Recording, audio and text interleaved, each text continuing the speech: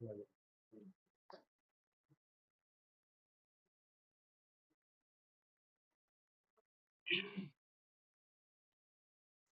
हम जो बता रहे थे कि आज हीट स्ट्रेस की अपन बात करेंगे स्पेशली।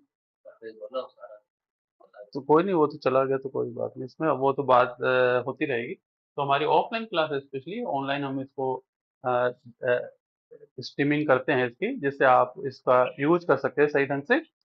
और ठीक है, आवाज आ रही है? ठीक है। तो अभी हम जो फिजियोलॉजी का जो टॉपिक है अपने, स्ट्रेस, प्लांट स्ट्रेस के अंदर, फिजियोलॉजी के अंदर, उस पर अपन बात कर रहे हैं। और काफी इसके ऊपर क्वेश्चंस रहते हैं। तो आपको ये ध्यान में रखना है कि क्वेश्चन को कैसे अटेंड करना, क्या क्या चीजें पढ़नी है। तो मैंने एक चार्ट बनाया है, जैसे आज का जो टॉपिक है उसका है स्पेशली, कि क्या क्या चीजें इसके अंदर इंपॉर्टेंट देखी जाती हैं। अपन इस चीज के ऊपर क्वेश्चन आएगा आपके पास में। तो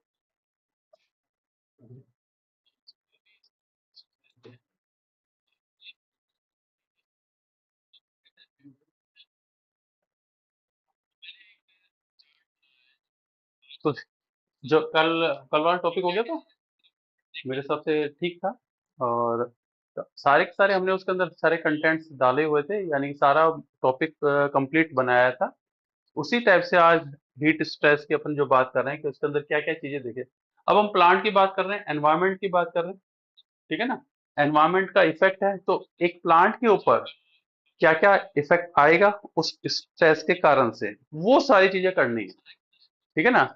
तो वो सारी सारी जब चीजें करेंगे अपन, तो आप हमेशा ध्यान में रखो कि हीट स्ट्रेस के आपके मॉर्फोलॉजी में अंतर आएगा, एनाटॉमी में अंतर आएगा, ठीक है ना। मॉलिक्यूलर के इफेक्ट इम्पैक्ट क्या पड़ रहा है उसके ऊपर आपको ध्यान में देखना है। न्यूक्लियर बॉडी जो है वो सारे न्यूक्लियर मॉलिक्यूलर के ऊपर अपन बात करें तो न्यूक्लियर बॉडी का देखें। सेलुलर इम्पैक्ट क्या हो रहा है, एक तो एनाटॉमिकल है, फिजियोलॉजिकल है, बायोकेमिकल है।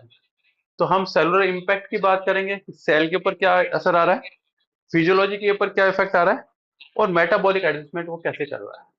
ये सारी चीजें आपको ध्यान में रखनी होती है। ज्यादा इधर उधर जाने की जरूरत नहीं है। आप स्ट्रेस की बात कर रहे हो, प्लांट के स्ट्रेस की बात कर रहे हो, ठीक है ना। तो सेल के ऊपर इफेक्ट आएगा, तो सेल की सारी चीजों पे आपको बात करनी है। एक सिंपल सी चीज आपको ध्यान में रखना है, इन पॉइंट्स को ध्यान में रखते हुए तैयारी करनी है। क्वेश्चन आने चाहिए, बस सीधी सी बात है। सिलेक्शन, जिसके सिलेक्शन है वो पढ़ा हुआ माना जाता है, जिसके सिलेक्शन नहीं है वो अनपढ़ माना जाएगा। समझे, क्या आप कितने भी इंटेलिजेंट हो, उसका कोई, जब तक आपके पास सिलेक्शन नहीं है तब तक आपकी उसकी वैल्यू नहीं बनती। तो हीट स्ट्रेस के अंदर अपन पहले बात करेंगे, किसकी बात होगी अपने पास में, मॉर्फोलॉजिकल एडेप्टेशंस की। उसके बाद एनाटॉमिकल एडेप्टेशंस की बात होगी। मॉलिक्यूलर इंपैक्ट के अंदर क्या बात करें, जीन एक्सप्रेशन क्या क्या चेंजेस हो रहे हैं उसकी बात करेंगे अपन। DNA methylation changes during the heat stress, methylation होगा उसके अंदर, उसकी बात करेंगे। स्टोन मॉडिफिकेशन आ रहा है, उसकी बात करेंगे। स्टोन एस थ्री लाइसिन जो है, एस थ्री लाइसिन जो है उसके अंदर मॉडिफिकेशन है, उसकी बात करेंगे। Non coding RNA mediator regulation की बात करेंगे। ये सारी बातें, सारे क्वेश्चंस आएंगे, ठीक है। हीट रिस्पॉन्सिव माइक्रो आरएनए की बात करेंगे। क्रोमेटिन के स्ट्रक्चर में जो चेंजेस आए हैं उसकी बात करेंगे। न्यूक्लियर बॉडी रिकॉग्नाइजेशन के अंदर आपके पास न्यूक्लियस के अंदर जो जो आपके कैजल बॉडी वगैरह होती है, उसकी बात करेंगे, वो काफी काम आती है। तो प्रोटीन क्या डीनेचुरेशन एंड द मिसफोल्डिंग होगी, हीटिंग होगी तो मिसफोल्डिंग होगी, उसकी बात करनी पड़ेगी। Reactive oxygen species ROS production, इसके ऊपर मैं बात नहीं करूंगा क्योंकि अपने पूरी डिटेल में बात हो चुकी है। वही रहेगा, जो जो चीजें जैसे से जहां रहनी है मैं उस पर बात नहीं करूंगा, क्योंकि वो उस टॉपिक के अपने फर्स्ट चैप्टर पॉइंट पढ़ा था अपने, उसके अंदर मैंने उस आरओएस की बात कर दी थी कंप्लीट। ठीक है ना। तो सेलुलर इम्पैक्ट की बात करेंगे अपन, मेम्ब्रेन स्टेबिलिटी की बात होगी, ठीक है ना। ऑर्गेनल डिस्फंक्शन की बात होगी, heat stress effect in the chloroplast की बात होगी, heat stress effect the mitochondria, chloroplast, mitochondria और ईआर, इन तीनों की बात होगी, ठीक है ना।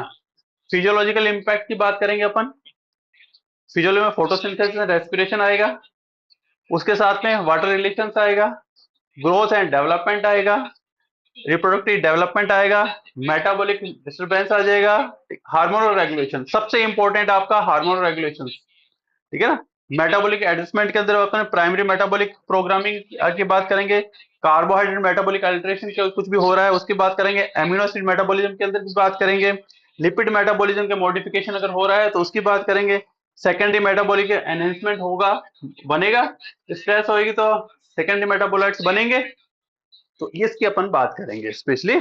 और बायोटेक्नोलॉजिकली अप्रोचेज होगी जीन, उसके अंदर क्या क्या हम कैसे उसके अंदर मॉडिफिकेशन कर सकते हैं, वो सारी अपन को बात करनी है। तो हीट स्ट्रेस कोई एक पैराग्राफ नहीं है, ठीक है ना, समझ में रख लेना, ठीक है ना। तो हीट स्ट्रेस के अंदर पूरी बात करनी है, क्योंकि आप नीट की तैयारी नहीं कर रहे, नेट की तैयारी कर रहे हो, एपी बनने की तैयारी कर रहे हो, प्रोफेसर बनने की तैयारी कर रहे हो, तो इतना तो पढ़ना ही पड़ेगा, ठीक है ना। तो आज अपन बात करते हैं इस चीज की, पढ़ा हुआ सारा है, एमएससी अगर होगी पढ़ा है, अगर नहीं पढ़ा तो पढ़ना चाहिए था, ठीक है ना, नहीं पढ़ा है तो पढ़ो, ठीक है।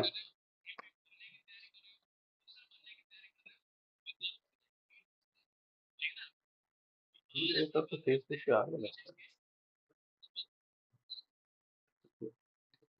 साउंड तो आ रही है। तो हम क्या कि आपको बता दें कि डायरेक्टर प्रोड्यूसर सब हम ही होते हैं इसके अंदर, ठीक है ना। तो हमको ही करना होता है, तो सारी चीजें हम ही देखते रहते हैं। तो एक आप लोगों के लिए एक बेसलाइन देने की कोशिश कर रहे हैं कि एक अच्छी सी चीज चली जाए, और किस टाइप से कैसे क्वेश्चन अटेंड करने हैं उस पर अपन बात करेंगे। तो हीट स्ट्रेस के अंदर अपन पहले बात करते हैं मॉर्फोलॉजी के लिए। तो फर्स्ट लाइन, फर्स्ट टर्म आपके पास आती है मॉर्फोलॉजी में, हीलियोट्रोपिज्म, ठीक है, पैरा हीलियोट्रोपिज्म, रीओरिएंटेशन लीफ पैरेलल हो जाती है, उसको कहते हैं पैरा हीलियोट्रोपिज्म, लीफ का ओरिएंटेशन तो चेंज हो जाए, ठीक है। टर्म आ जाती है छोटे वाले क्वेश्चन के अंदर आ जाएगी, ठीक है ना। तो सनलाइट से फेसियल वल्गेसिस एग्जांपल्स हैं सारे सारे, जो भी उसके अंदर हीट स्ट्रेस के अंदर वर्क कर रहे हैं उसके लिए है, ठीक है ना। तो मिनिमाइज इस टाइप से डायरेक्शन क्रिएट किया जाता है जिससे हीट कम से कम क्रिएट हो, ठीक है ना। टेम्परेचर इसके कारण से, इस ओरिएंटेशन के कारण से टेम्परेचर एक लीफ का जो होता है वो एटमोस्फेयर के टेम्परेचर से 6 to 10 डिग्री सेंटीग्रेड डिक्रीज हो जाता है, हाँ, ठीक है ना। अब ये क्वेश्चन क्या है देखने के नहीं होते, ये फर्जी क्वेश्चन कितना हुआ कितना नहीं हुआ, क्वेश्चन ये है, और इसमें मैं क्वेश्चन नहीं मानूंगा इसको, पता होना चाहिए, ठीक है ना। और ये क्या है, टोमेंटोसा, डेंस लीफ हेयर होगी, ज्यादा हेयर है, ठीक है, उसको टोमेंटोसा कहते हैं, ठीक है ना। ये आपका एग्जांपल है, थिक ट्राइकोम्स लेयर होगी, उसके कारण हाँ उसके अंदर रिफ्लेक्टिंग 70% सोलर रेडिएशन को रिफ्लेक्ट कर देता है, हाँ, ठीक है, ये दूसरा नाम है। ये बच्चों वाली चीजें हैं, अच्छा लगता है, नया नया बच्चा पढ़ता है तो अच्छा लगता है, ठीक है। रूट सिस्टम एक्सपेंशन हो जाएगा, सैलो हो जाएगी, हाई ब्रांच रूट्स हो जाएगा इसके अंदर, जैसे मैक्सिमम वाटर का अपटेक कर सके वो, ठीक है। रिप्रोडक्टिव एस्केप हो जाएगा, ठीक है ना, जल्दी कवर कब करने चाहेगा वो, ठीक है ना। तो एक्सीलरेट ऑफ फ्लोविंग बढ़ा देगा वो, जल्दी करेगा, ठीक है ना। और ईल्ड जो होगी वो कम हो जाएगी। पॉइंट टू पॉइंट बात कर रहा हूं मैं, कोई बुक के हिसाब से, जैसे बुक के अंदर डिटेल के अंदर लिखा है, मैंने किसी भी मैकेनिज्म की बात नहीं की है यहाँ पे, ठीक है ना। जितने भी पॉइंट आपको बताए हैं मेरे हिसाब से उस पॉइंट पर समझे, बोलने बोलने के अंदर मेरे को 5 मिनट लग रहे थे, तो वो सारे पॉइंट्स को अगर मैं मैकेनिज्म समझाने लग जाऊंगा तो मेरी हो नहीं सकता, फिर तो पूरा महीना उसमें जाएगा। तो हमको एक आउटलाइन के हिसाब से बात करूंगा केवल मैं, ठीक है ना। बुक के अंदर आपको अलग अलग बुक्स के अंदर अलग अलग मैकेनिज्म बता रखे हैं, आप मैकेनिज्म पढ़ना चाहते हो इन बुक से पढ़ सकते हो, ठीक है ना।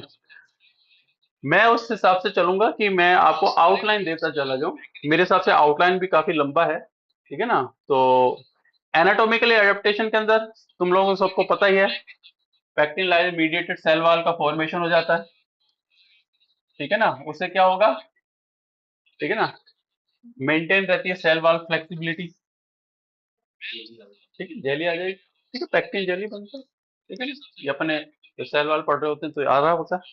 क्यूटिकुलर वैक्स सिंथेसिस हो जाता है, एपिक्यूटल वैक्स डिपॉजिट हो जाएगा, alkane and ketones reduce the water loss and the reflecting the excess light. अब ये कोई समझने वाली बात नहीं है, ये पहले तुम पढ़ते आ रहे हो, अभी तक जितना ही मैंने पढ़ा है वो सारा का सारा आप लोगों ने रीड किया हुआ है, इसमें कोई भी चीज ऐसी नहीं है कि जो तुमने पढ़ी हुई नहीं है। जाइलम वेसल एक्सपेंशन हो जाएगा, ठीक है ना, अब क्यों हो जाएगा, जाइलम कंड्यूट्स जो होंगे, हाँ, वाइडर हो जाएगा, पानी ज्यादा चाहिए, अभी क्वेश्चन है छोटे छोटे, वाइडर हो जाएगा। क्लोरोप्लास्ट एडेप्टेशन थैलेकोइड मेम्ब्रेन को इंटीग्रिटी को मेंटेन करेगा, और उसके लिए क्या करेगा, फोटोसिंथेटिक कैपेसिटी के लिए एनहेंस करेगा HSP21 चैपरोन एक्टिविटी, ठीक है। पोलन थर्मो टॉलरेंस में मेंटेन करेगा, मैकेनिज्म यूज करेगा। अब यहाँ पर थैलेकोइड के लिए HSP21 था, यहाँ पर HSP70 है, ये क्या हीट स्टेबल प्रोटीन होगी, हम्म, सारी आएंगी, सारी HSP सारी आएंगी, यहाँ पर पोलन थर्मोस्टेट पोलन ग्रेन के अंदर HSP70 करेगा, ठीक है ना, थैलेकोइड मेम्ब्रेन के लिए 21 काम करेगा, ठीक है, ये आपको ध्यान में रखना है, क्वेश्चन आएगा, ठीक है ना। अभी पूरा पूरा HSP जब बात करेंगे तो पूरी लिस्ट आती है कौन सा वर्क क्या है, तो ये आपके पास एक क्वेश्चन आ गया इतने में पढ़ाने के बाद में अपने पास में, जो अपन बात करते हैं हमेशा, आंसर भी साथ ही दे दिया, ठीक है ना, मैंने आज हटाया नहीं था थोड़ा सा, लाइट चली गई थी तो रह गया वहां पे, ठीक है ना। पैरा हेलियोट्रोपिज्म, लीव्स ओरिएंटेशन, तो वही चीज है, ठीक है ना, टू का ये आ गया, हाँ, फोरन रेडिएशन के लिए रूट सिस्टम एक्सपेंशन, सेलो ब्रांच रूट सिस्टम बेस के अंदर, रिप्रोडक्टिव एस्केपिंग जो होएगा, ठीक है ना, डी के लिए, और क्लोरोप्लास्ट एडेप्टेशन मेंटेन द, इस टाइप से आपके पास में ये सारे के सारे, आज मैंने थोड़ा सा इसकी वो नहीं रखी नीचे, वो दूसरे क्वेश्चन में भी ऐसे ही आएगा साथ साथ, ठीक है ना। तो मैं देख रहा था, इफेक्ट देख रहा था कि क्या इससे इफेक्ट पड़ता है, ठीक है ना, स्ट्रेस, अपने अपन भी स्ट्रेस के अंदर ही चल रहे हैं, हाँ, थोड़ा सा फॉन्ट बढ़ा है आज, ऐसे आज फर्क पड़ रहा है, हाँ, तो वही तो मैंने कल अपनी क्या बात हुई थी, जो क्लियरिटी जा रही है वो स्पेशली फॉन्ट, अभी भी फॉन्ट 2 पॉइंट कम है इसके अंदर, जो उनके कंपैरिजन के अंदर अपन देखते हैं, दूसरी भी कोई भी चीज है, तो अब अपन खुद ही करते हैं सारा सर, तो ये चीजें तो अपन बेसिक चीजें हैं, धीरे धीरे जैसे कल अपनी बात हुई तो अपन ने उस चीज को कहा, इसलिए मैंने तेरे को भेजा भी था उनके डिफरेंसेस, फॉन्ट बढ़ा दिया था थोड़ा, ठीक है ना। तो molecular cellular and physiological impact की अगर अपन बात करते हैं, तो यहाँ पर क्वेश्चन एक आता है, ये सारा जो मैकेनिज्म होता है ल्यूसीफेरेज जीन्स, ठीक है ना, ये टूल का काम करते हैं, मॉलिक्यूलर टूल के जीन रेगुलेशन की स्टडी करने के लिए काम करता है, ठीक है ना। तो ये हीट से ल्यूसीफेरेज जीन का जो है ये सारा का सारा वो स्टडी के अंदर काम में आता है, ठीक है ना। तो ल्यूसीफेरेज रिपोर्ट सिस्टम हम यूज करते हैं, सिस्टम को डेवलप करते हैं, ठीक है, हीट शॉक प्रोमोटर के ऊपर यूज करेंगे, उसी से ये सारी सारी जो अभी तक अपन जितनी बातें करते हैं बुक्स के अंदर इतना डिटेल लिखा रहता है, वो सारा उसी का कारण होता है। मॉलिक्यूलर इम्पैक्ट की अगर अपन बात करें तो जीन एक्सप्रेशन चेंजेस के अंदर बात करते हैं, heat stress trigger the up regulation of the heat shock protein HSP which act as the molecular chaperones to stabilize the protein and the prevent the misfolding and the simple सी चीज है, तो ये आपको पता है। इसके साथ ट्रांसक्रिप्शन फैक्टर काम करेगा, हीट शॉक फैक्टर यूज करेंगे, जो HF1 इन प्लांट जो रेगुलेट करेगा expression of the heat responsive gene को एक्टिवेट करेगा, वो उस चीज को एक्टिवेट करेगा, इस टाइप से वो वर्क होगा, हाँ, एपिजेनेटिक मॉडिफिकेशन वही आएगा, वही डीएनए मिथाइलेशन है, स्टोन मॉडिफिकेशन है और नॉन कोडिंग आरएनए। ठीक है, माइक्रो आरएनए, इसके ऊपर क्या क्या इफेक्ट आते हैं वो सारे आपको पता होने चाहिए। ठीक है ना। तो DNA methylation change during the heat stress के अंदर अपन बात करते हैं। What are the specific methylation. अब ये इसके अंदर डिफरेंट साइटोसिन कॉन्टेक्स्ट होते हैं, स्पेशली सीजी, सीएचजी और सीएचएच, जो डिफरेंट टाइप की हीट स्ट्रेस को इफेक्ट डालते हैं। ठीक है ना। तो यहाँ पे सीजी जो है मिथाइलेशन, वो मोर स्टेबल है। सीएचएच मिथाइलेशन है, वो मोस्ट ड्रामेटिकली चेंजेस अगर हो रहे हैं उसके लिए है। और सीएचएच मिथाइलेशन जो है वो ट्रांसपोजोन्स एलिमेंट जो होते हैं ना, उनके लिए होते हैं, जो जेनेटिक डाइवर्सिटी को इंक्रीज करते हैं। तो जेनेटिक डाइवर्सिटी को अगर इंक्रीज कर रहा है तो वो सीएचएच है। ये क्वेश्चन ध्यान में रखना है। ठीक है, हो जाएगा, कोई दिक्कत नहीं। स्टोन मॉडिफिकेशन के अंदर अगर अपन बात करते हैं तो stone modification, stone S3 lysine modification होता है इसके अंदर। इस लाइन को याद रखना है तुम्हें। हाँ, ठीक है ना। ये स्पेशली S3 लाइसिन जो होता है, हाँ, यही आएगा। ठीक है ना, मिथाइलेशन पैटर्न के अंदर जो मॉडिफिकेशन है, लाइसिन मॉडिफिकेशन है, वो S3K4Me3। ठीक है, try methylation of the lysine 4, इस मार्कर को अपन यूज कर, यानी कि वो वर्क कर रहा है। और ये हीट रिस्पॉन्सिव जीन प्रोमोटर्स। ठीक है, non coding RNA mediated regulation के अंदर हीट रिस्पॉन्सिव माइक्रो आरएनए की बात करेंगे। तो माइक्रो आरएनए के अंदर अपन करेंगे तो alter the expression of the during the heat stress के अंदर MIR398 अपन ने पहले भी बात की थी।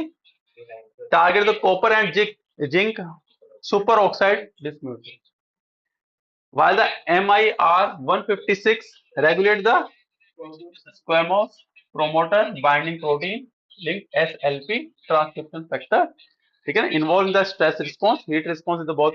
ये आपको लाइन ऐसी कैसी याद रखनी है। तो SLP जो है MIR156, ठीक है ना, और MIR398 हीट स्ट्रेस के लिए कॉपर जिंक डिस्म्यूटेशन। बिल्कुल, कोई दिक्कत नहीं यहाँ पे।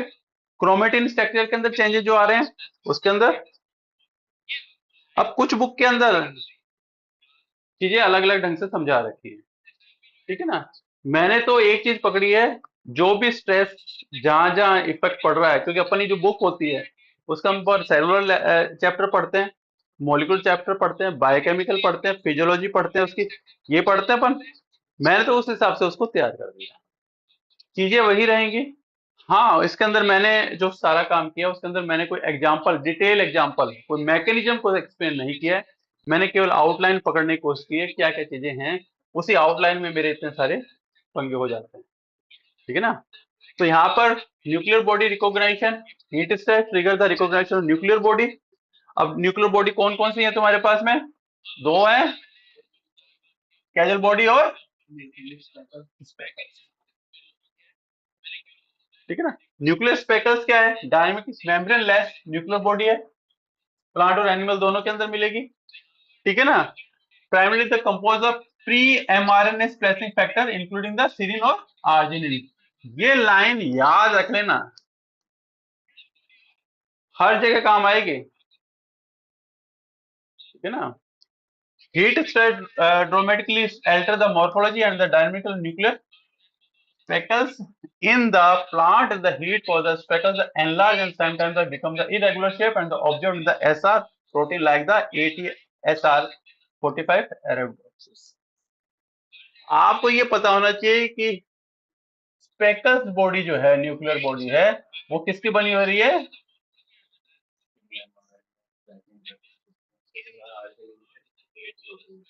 इसका तो बना हुआ है, ये लार्ज हो जाती है।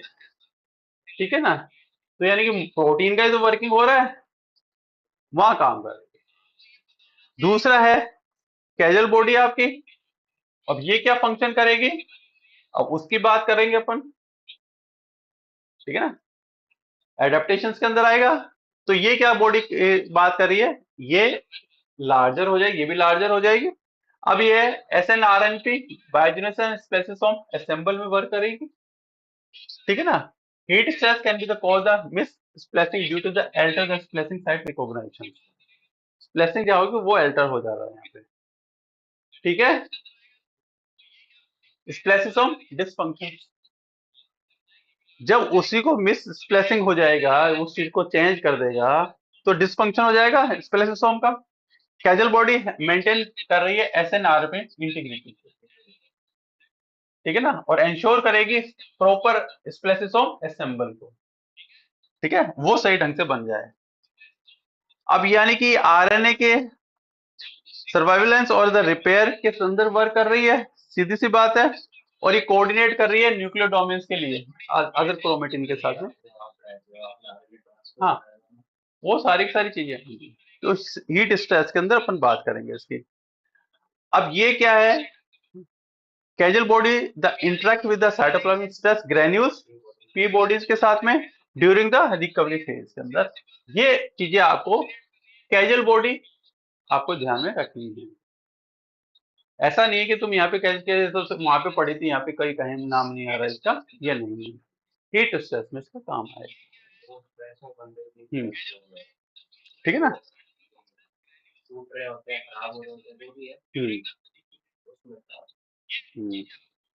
ये ले बेटा, अब बताओ इसके अंदर, क्योंकि इसके नीचे आंसर दिया हुआ है।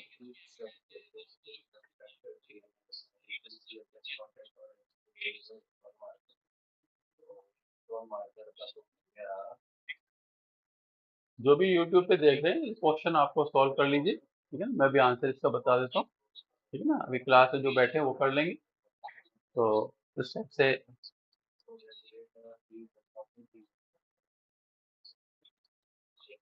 हम्म, ये आ गया सी का तो है सी का फोर्थ का तो आंसर हो गया बी। बी हो गया, चलो फिर, ठीक है, चलो एक एक और है आपके पास में। हाँ,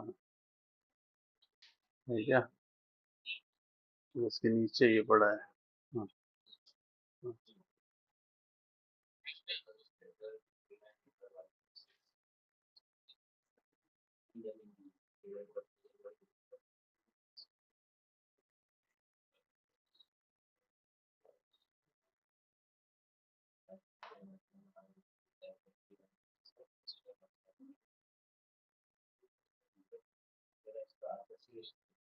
तो कैजल बॉडी का मैंने बार एसएन पे इंटीग्रेटेड स्प्लेसिसोम की बात की थी अपन, एक ही है यहाँ पे ये आपके नहीं है, वहाँ पे भी होता है। हाँ, तो अच्छी घूमते हैं। ठीक है ना। कहीं पे होता है ना, जब आसान वाले होते हैं ना, वहाँ पे जो उनमें वो देते हैं तीन तो सेम, एक देते हैं उसमें हार्ड वाला, उसके होते हैं चारों तीन। हाँ, बस कमाया। ठीक है। Protein denaturation and the misfolding के अंदर बात करेंगे अपन। तो हाई टेम्परेचर पे प्रोटीन स्ट्रक्चर डिस्टर्ब हो जाएगा, अपन को पता ही है। और अनफोल्डिंग प्रोटीन रिस्पॉन्स है, UPR is activated in the endocrine reticulum, degrade misfolding protein as a restore protein. ये आपके पास में ये रिस्पॉन्स है, यूपीआर उसको कंट्रोल करता है, यानी कि उसको सही करेगा। ये आपको ध्यान में रखना है, हो जाएगा। Reactive oxygen species ROS production heat stress में इंक्रीज होता है। मैंने अब यहाँ पे इसके बारे में डिटेल एक लाइन खत्म कर दी है, ठीक है ना। हाँ, ठीक है ना, और वहां पे सारा दी लिखा हुआ है, वहां से पढ़ लो, ठीक है ऐसे। और ये भी हम यूट्यूब पे ऐसे बताते हैं, चैप्टर हमारा इस टाइप से चलता है, पढ़ाते हैं कंप्लीट जितना होता है यूट्यूब पे चढ़ जाता है, जितना नहीं होता वो स्टूडेंट अपने नोट्स पढ़ लेता है, सीधी सी बात है, ठीक है। कंप्लीट ये स्पेशली जो क्लास है वो ऑनलाइन क्लास नहीं है, ठीक है ना। तो आपको मैं केवल ये बता सकता हूँ कि आपको ये पॉइंट्स ध्यान में रखने हैं, ठीक है ना। सेलुलर इम्पैक्ट की अगर बात करते हैं, मेम्ब्रेन स्टेबिलिटी, ठीक है। प्लांट्स में increase the saturated fatty acid, ये होगा सैचुरेटेड फैटी एसिड बढ़ता है।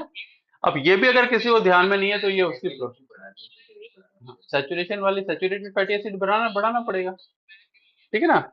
और ऑर्गेनल डिसफंक्शन के अंदर अपन बात करें तो क्लोरोप्लास्ट में, ठीक है ना, हीटिंग बढ़ेगी तो ग्रेना स्टैक डिसऑर्गेनाइज हो जाएगा, ग्रेना डिस्टर्ब हो जाएगा, तो प्रोटीन ही है, ठीक है ना। ठीक है, अब यहाँ पे फोटो सिस्टम डैमेज सेकंड हो गया, वो क्या कारण होता है, ऑक्सीजन इवॉल्विंग कॉम्प्लेक्स जो होता है वो उसका प्राइमरी टारगेट है, ये तुम लोगों को सबको पता है, ठीक है ना। यहाँ पर मैग्नीज क्लस्टर जो होता है यूएस वो डिस्टर्ब हो जाता है स्पेशली। फोटो सिस्टम फर्स्ट जो होता है वो ग्रेटर हीट स्टेबिलिटी रखता है, सेकंड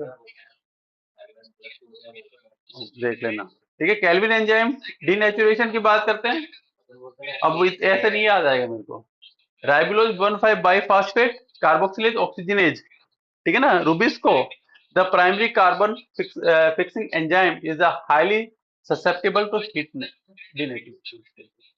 रुबिस्को होता है, डीनेचुरेशन होता है इसमें, इसमें तो अपन जब वो पढ़ते हैं क्लोरोप्लास्ट हीट शॉक रिस्पॉन्स के अंदर अपन देखते हैं, तो इसके अंदर क्लोरोप्लास्ट में हीट शॉक प्रोटीन जो होती है सीपीएचएसपी इंक्लूडिंग द सीपीएसएचपी 17, ठीक है, 21 एंड द 23, ये क्लोरोप्लास्ट की है। हीट स्ट्रेस इफेक्ट माइटोकॉन्ड्रिया के अंदर क्या होगा इसके अंदर, हाँ, तो यहाँ पर complex first and the fifth जो नंबर है, हाँ 5 नंबर एटीपी सिंथेस, जहाँ पे एटीपी फॉर्मेशन है उस पे इफेक्ट आता है, ये क्वेश्चन आता है आपके पास में, ठीक है ना।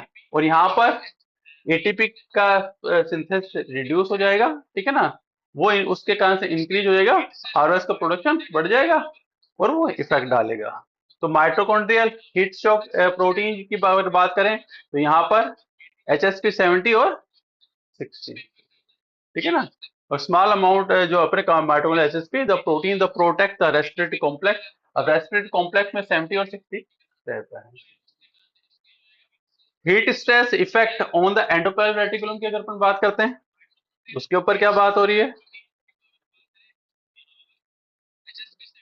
फ्लूइडिटी और इंटीग्रिटी रखनी है उसकी, ये तो मेम्ब्रेन तो उसी से बनी हुई है, अगर वो मेम्ब्रेन गई तो गया, उसको बना के रखते हैं, तो वो उसके लिए इफेक्ट किसके ऊपर पड़ेगा, आपके ट्रांसपोर्टर और चैनल, ठीक है। प्रोटीन फोल्डिंग डिस्ट्रप्शन आएगा इसके अंदर, अनफोल्डिंग प्रोटीन रिस्पॉन्स आएगा यूपीआर एक conserve cellular stress responsive pathway बनेगा।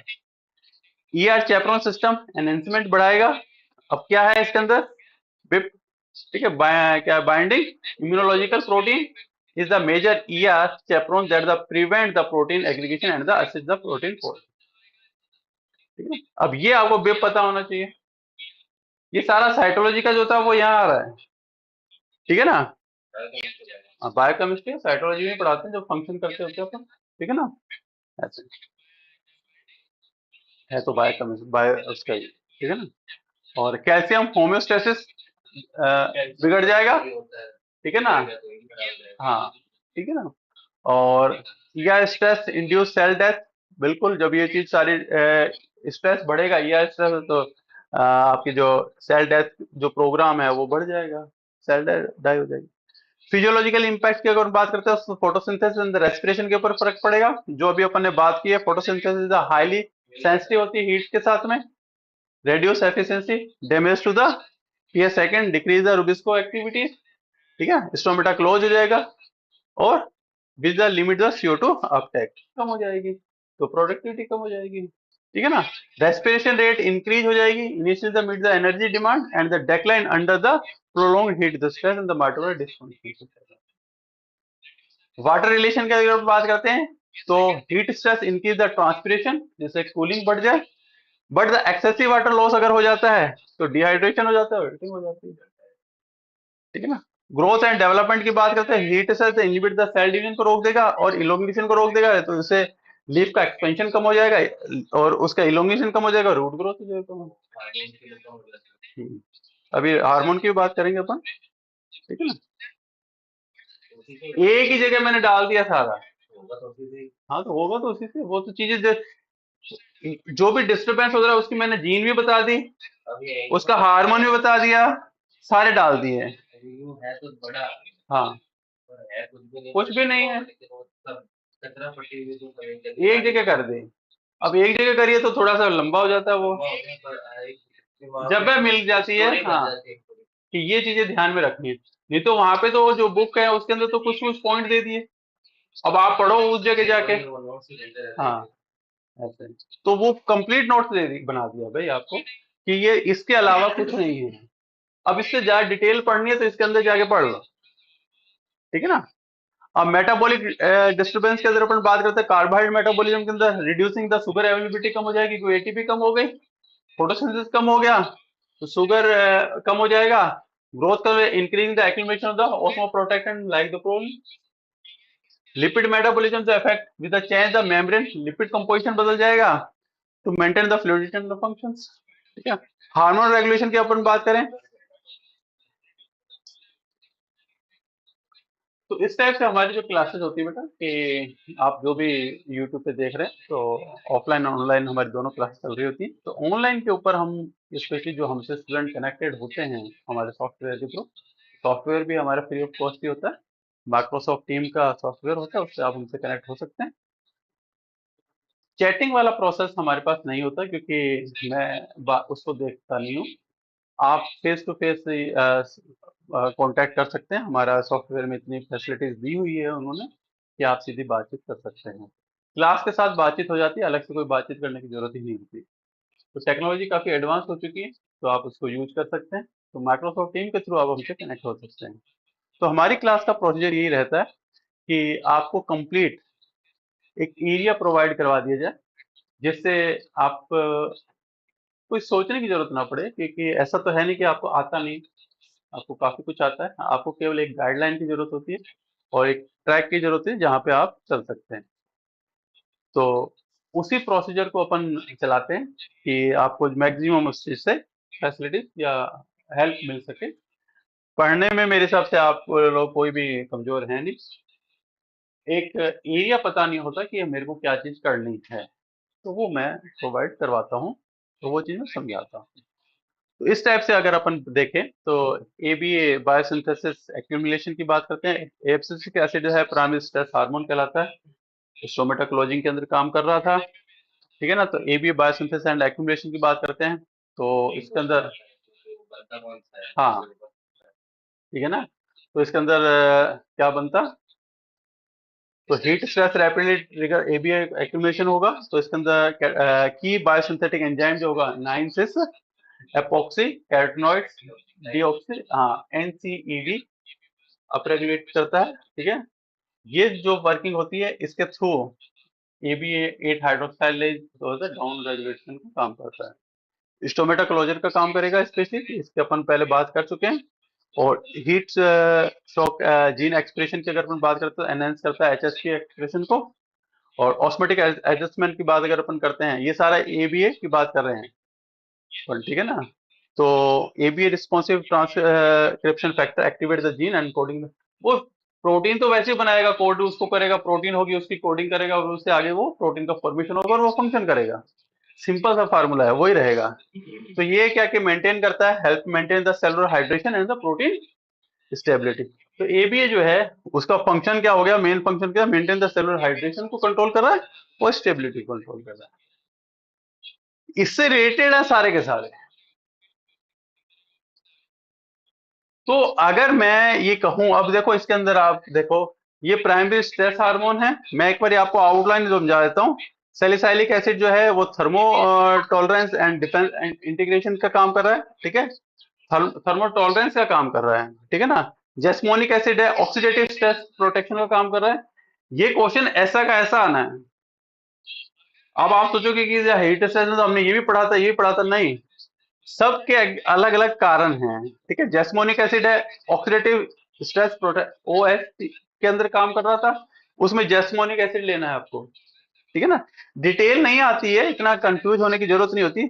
ऑक्सीजन होता है डिफेंस की बात करेगा वो, ठीक है ना, ग्रोथ की बात करेगा। Cytokinin maintaining the cellular functions की बात करेगा वो। और क्लोरोप्लास्ट प्रोटेक्शन के अंदर बात करेगा, साइटोकाइनिन फंक्शन करेगा, ठीक है। और इथाइलिन है वो स्ट्रेस रिस्पॉन्स कोऑर्डिनेशन की बात करेगा। इथाइलिन है तो स्ट्रेस रिस्पॉन्स कोऑर्डिनेशन की बात अगर वो करता है तो आपको इथाइलिन के ऊपर डालना है। ब्रेसिनो स्टेरॉइड्स की बात करते हैं तो टॉलरेंस एनहेंसमेंट की बात करता है वो, हाँ। अगर वो एनहेंसमेंट की यानी कि टॉलरेंस बढ़ा रहा है, उसकी बात कर रहा है, तो ब्रेसिनो स्टेरॉइड्स की आपको टिक लगाना है। और अगर टॉलर अब स्ट्रेस की अपन बात कर रहे थे, तो स्ट्रेस कहां पे था? सबसे पहले एबी के ऊपर था, ऐसे। अब यहां पर देखो स्ट्रेस रिस्पॉन्स कोऑर्डिनेशन की बात कर रहे हो, तो इथाइलिन आ रहा है। कोऑर्डिनेशन, इथाइलिन, इथाइलिन गैस होती है, कोऑर्डिनेट सभी के साथ जुड़ जाती है, ऐसे याद रख लो, ठीक है ना। एनहेंसमेंट, ब्रेसिनो स्टेरॉइड्स है, स्टेरॉइड है, ठीक है ना। तो एनहेंसमेंट हो रहा है, ठीक है ना, किसी ना किसी से जोड़ना है, ठीक है ना।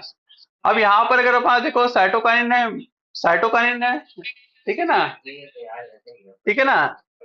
मेंटेनिंग की बात कर रहे हैं अपन, ऑर्गिन है, ग्रोथ डिफेंस की बात कर रहे हैं अपन, ठीक है ना। जैस्मोनिक एसिड स्पेशली ऑक्सीडेटिव, ठीक है ना। यानी कि आप ये देखो ऑक्सीडेटिव स्ट्रेस है, ऑक्सीडेशन जो होता है, इलेक्ट्रॉन्स फैल रहे हैं। जैस्मिनिक, जैस खुशबू फैलाती है, ठीक है, खुशबू फैलती है जैस्मिन से, ठीक है, पौधे होते हैं जैस्मिन के, ठीक है ना। और स्ट्रेस प्रोटेक्शन का काम कर रहा है, ठीक है ना। तो सैलिसाइलिक एसिड है, ठीक है, एसिड आ रहा है, थर्मोटॉलरेंस की बात कर रहे हैं, ठीक है ना। इस टाइप से अब याद करने की कोई जगह है ही नहीं। एसोसिएटेड प्राइमरी स्ट्रेस हार्मोन, समझे। अब बताओ, सारे हार्मोन को मैंने एक बार आउटलाइन बता दी कि ये इसका मेन फंक्शन इसका ये है साहब।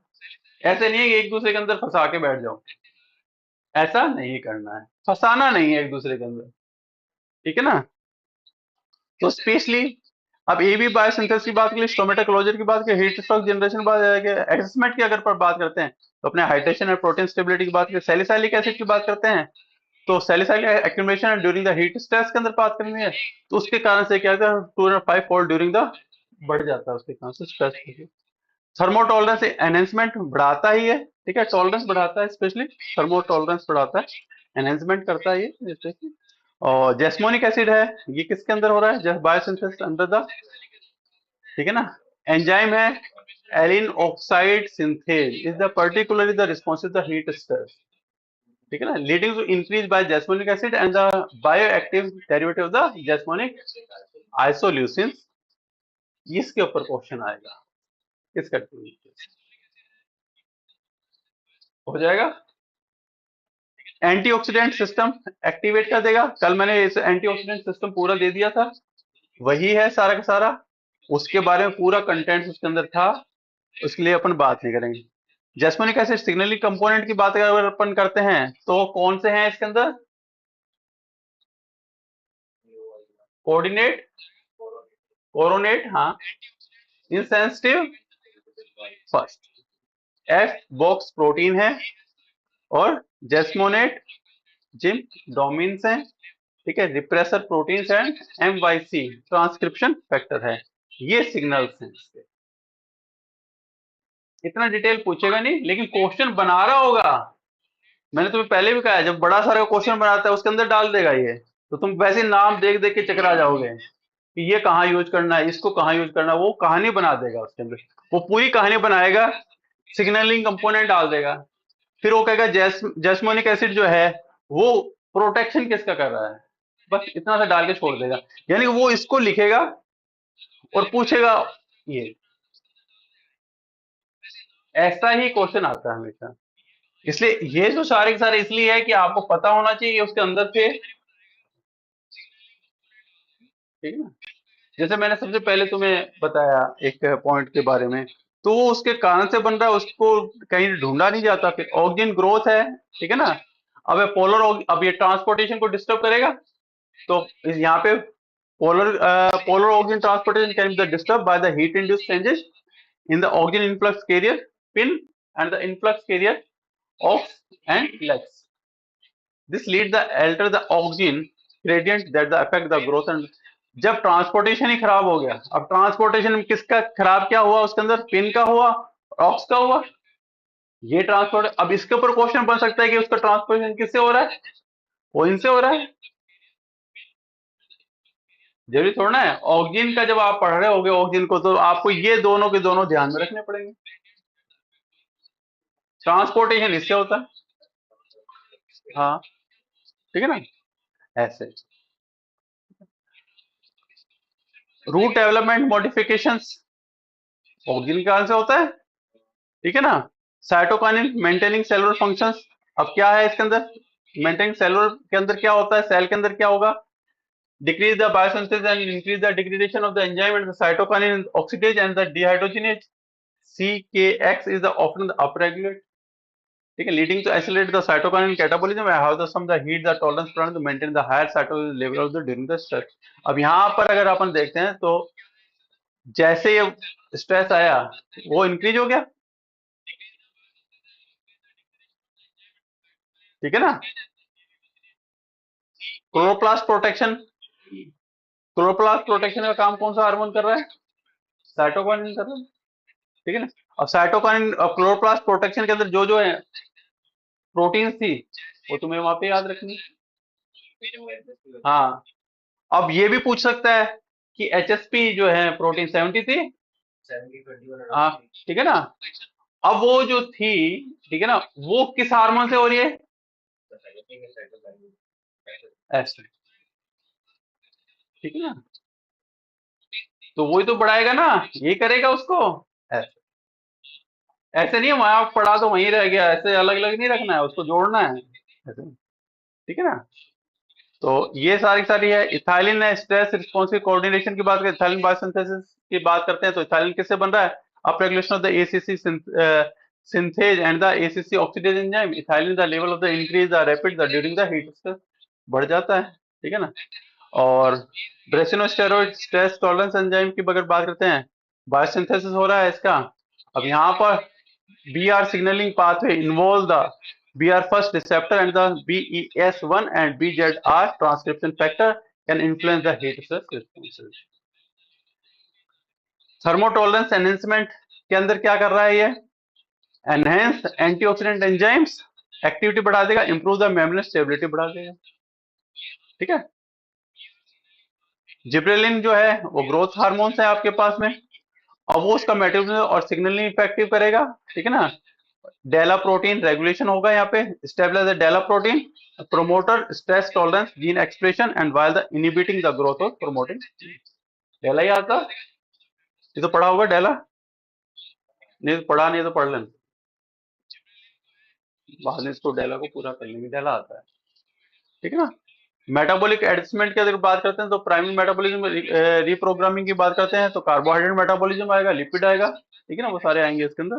तो फोटोसिंथेसिस का कार्बन फिक्सेशन कैल्विन साइकिल आ गया, कैल्विन साइकिल के अंदर क्या होगा, increasing the inefficient rubisco activity, decline कम हो जाएगा, वो तो अपने पहले बात की है।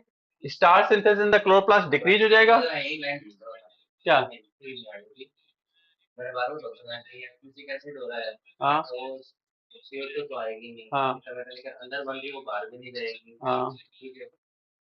ऐसा तो मतलब फोटो रेस्पिरेशन की बात आई कैसे है, फाइनली आगे निकला फोटो रेस्पिरेशन बढ़ जाएगा, फोटो रेसिस्ट तो बढ़ेगा ना, ठीक है ना, जब कुछ नहीं हो रहा कुछ तो करेगा ही नहीं। बिल्कुल, ठीक है ना। तो यहाँ पर अगर अपन देखें तो आ, ये हो गया, ठीक है, ग्लाइकोलाइसिस एंड ग्लूकोनियोजेनेसिस का फॉर्मेशन हो जाएगा। Glycolytic influx the meet the increase the ATP demand for the cellular protection mechanism, protection करना है तो एटीपी ज्यादा चाहिए, तो ग्लाइकोलाइसिस ब्रेक डाउन होएगा, ठीक है, तो ग्लूकोनियोजेनेसिस का फॉर्मेशन भी ज्यादा होगा, ठीक है ना। शुगर सिग्नलिंग नेटवर्क, अब नेटवर्क के अंदर क्या क्या है आपके पास में, ठीक है ना, hello 6 phosphatase signalling becomes a particularly sugar sensor, ठीक है, hexokinase and the SNRK1, ठीक है ना, SNF related kinase and integrated the metabolic status of the transcription responsive heat stress। Respiratory metabolism की बात कर रहे हैं, mitochondrial respiration, TCA cycle modification हो जाएगा, रेस्पिरेटरी सबस्ट्रेट, और ये सारे सारे रेस्पिरेटरी के अंदर आएंगे। अब रेस्पिरेशन के ऊपर क्या इफेक्ट पड़ेगा, तुमको पता ही है कि माइटोकॉन्ड्रिया के ऊपर क्या इफेक्ट पड़ा, ठीक है ना, तो उसका फर्स्ट एंड फिफ्थ खराब हो गया था, तो वो सारी सारी चीज चेंज होगी, तो उसके कारण से सेल साइकिल मॉडिफिकेशन बढ़ जाएगा।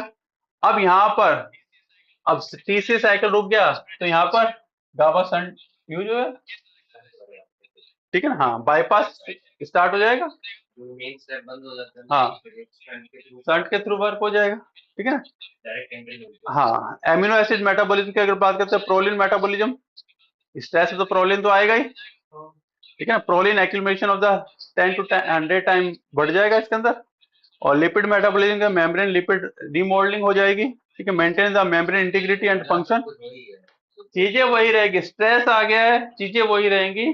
आपको वो चीजें एक टॉपिक के अंदर एक पार्ट पढ़ लिया जाता है, दूसरे टॉपिक के ऊपर दूसरा पार्ट पढ़ लिया जाता है, जो उसका खास करेक्टर होता है उसको पढ़ लिया जाता है। लेकिन आपको हर जगह पे, जैसे मैंने अब इसके अंदर जो आपके ऑक्सीडेशन वाला या आरओएस वाला सिस्टम वो मैंने इसमें नहीं किया, इसमें मैंने ये काम ले लिया, दूसरे के अंदर दूसरी चीज आ जाएगी ऐसे।